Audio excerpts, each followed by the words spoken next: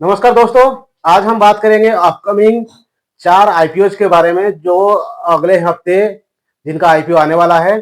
तो चारों कंपनीज जो अपने आईपीओ लेके आ रहे हैं उनका नाम है एजिस व्यापक व्यापक टर्मिनल जो है टर्मिनल लिमिटेड, दूसरा स्कॉलर्स बेंगलोर लिमिटेड, तीसरा है प्रोस्टर्म इंफोसिस्टम लिमिटेड, चौथा है स्कॉट ट्यूब्स लिमिटेड।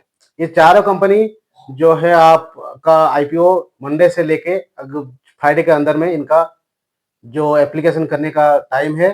तो डिटेल समझते हैं चार कंपनी के बारे में, कौन सा कंपनी कब आईपीओ लेके आने वाला है। तो पहला कंपनी जो है एजिस व्यापक लिमिटेड, वो है एजिस जो आपका एजिस लॉजिस्टिक्स है उसका सब्सिडियरी है, यानी लॉजिस्टिक कंपनी से बिलोंग करता है, ट्रांसपोर्ट कैटेगरी से। इसका जो आईपीओ है वो मंडे को ओपन होने वाला है। मंडे को ओपन होकर 28 को मैंने 26 को स्टार्टिंग होगा मंडे को, और वेडनेसडे का इसका लास्ट डे रहेगा आईपीओ को अप्लाई करने के लिए। इसका आईपीओ जो है 28 करोड़ का रहेगा। इसका जो प्राइस टारगेट रहेगा वो 225 से 235 के बीच रहेगा, यानी 223 से 235 के बीच। और एक लॉट में आपको 63 शेयर्स ऑलमोस्ट मिलेंगे। और इसका जो है आप 2800 करोड़ से 2016 करोड़ कंपनी जो है अपना डेट रिपे करने के लिए यूज करेगी, और 760 करोड़ जो है वो अपना वर्किंग कैपिटल के लिए यूज करेगी। इसके अलावा आप देखेंगे अगर जो सेकंड कंपनी है वो स्कॉलर्स बेंगलोर लिमिटेड है, यानी जो होटल सेक्टर का ये शेयर है, दिलीला करके है। इसका मेन ऑपरेशन बेंगलोर में है, मुंबई में है, चेन्नई में है, और राजस्थान में देखने को मिलेगा। दिलीला ग्रुप ऑफ होटल्स का ये कंपनी है। इसका आईपीओ आने वाला है। इसका आईपीओ भी मंडे को खुलेगा और वेडनेसडे को बंद हो जाएगा। इसका भी जो ऑफर वैल्यू है वो 3,500 करोड़ का है। कंपनी का जो वैल्यूएशन है वो 413 से लेकर 435 करोड़ रुपीज के बीच में रहेगा, जिसमें रिटेल सेक्टर में आपको सिर्फ 34 शेयर आप अप्लाई कर सकते हैं। और इसके बाद आप देखेंगे कि इसका जो 3500 करोड़ का रहेगा, उसका पूरा अमाउंट उसमें से लोन रिपेमेंट और कैपिटल स्ट्रक्चरिंग के लिए, यानी बिजनेस ग्रोथ प्लान के लिए कंपनी यूज करने वाली है। तीसरा कंपनी जो है प्रोस्टा इन्फोसिस्टम, ये कंपनी का आईपीओ जो है 27 से ओपन होगा और 29 को खत्म हो जाएगा। इस कंपनी का जो आईपीओ का वैल्यूएशन है वो 168 करोड़ का है, जिसमें करीब करीब 1.6 करोड़ शेयर अलॉटमेंट होंगे। और जो प्राइस वैल्यूएशन रखा गया है वो 95 से लेकर 105 तक है। और इसका जो आपको एक लॉट में 142 शेयर के लिए आप अप्लाई कर सकते हैं। इसका कंपनी ने 72.5 लाख करोड़ जो है 5 लाख करोड़ जो है वो वर्किंग कैपिटल काम के लिए लगाएगा, और करीब 18 से 20 करोड़ जो है वो कंपनी अपना लोन रिपे करेगा, यानी डेट को कम करेगा, डेट का रिपेमेंट करेगा। चौथा कंपनी है Skoda tubes limited, Gujarat based का ये कंपनी है। इसका मेन ऑपरेशन जो है ट्यूब्स और ट्यूब्स का बड़ा फैक्ट्री है, ट्यूब्स का प्रोडक्शन ये कंपनी करता है। इसका जो इश्यू प्राइस है वो करीब 275 करोड़ का है। इसका आईपीओ 28 मई को शुरू होगा और 30 मई को खत्म हो जाएगा। इसमें कंपनी का जो शेयर बैंड है वो 130 से लेकर 140 का है, यानी आप करीब करीब 100 शेयर के लिए आप अप्लाई कर सकते हैं। इसमें आप देखेंगे जो 105 जो कंपनी का टोटल जो वो आईपीओ के जरिए पैसा जुटाएगा, वो पूरा पैसा कंपनी अपने ग्रोथ एक्सपेंशन के लिए लगाएगा।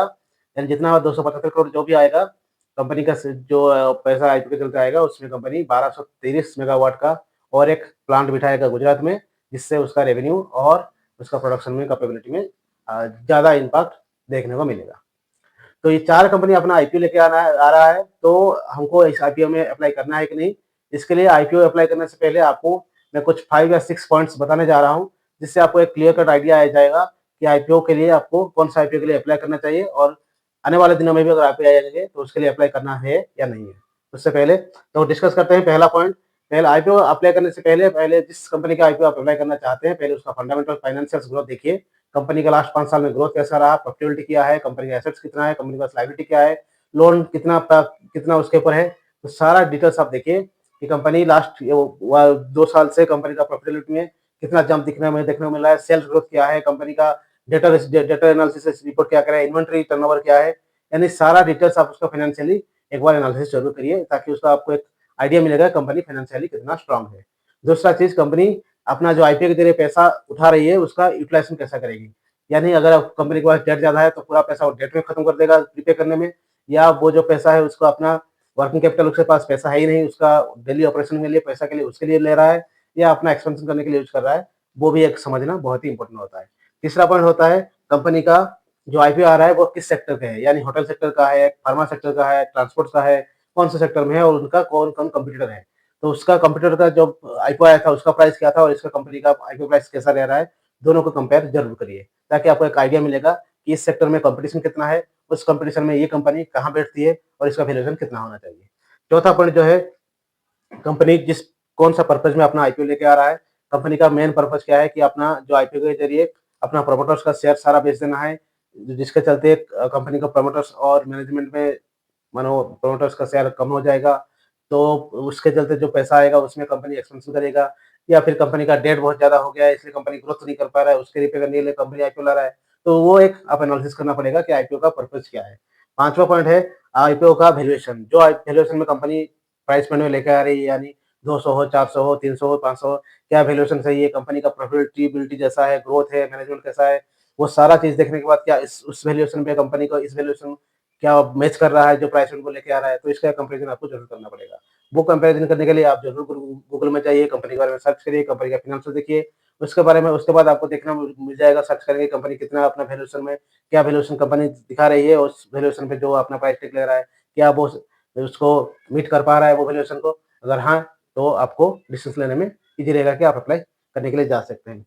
नेक्स्ट पॉइंट जो है प्रमोटर और मैनेजमेंट का बैकग्राउंड। जो लोग प्रमोटर्स और मैनेजमेंट है कि उनके पास उस सेक्टर में कितना नॉलेज है, वो लोग का कितना एक्सपीरियंस है, इससे पहले वो प्रमोटर्स और उनके पास और कहाँ-कहाँ वो लोग इन्वेस्ट कर चुके हैं, इनका ग्रोथ विज़न क्या है, तो सारा डिटेल्स आपको एनालिसिस करना पड़ेगा, तो आपको ताकि आपको एक क्लियर कट व्यू मिले कि इस सेक्टर में, इस शेयर में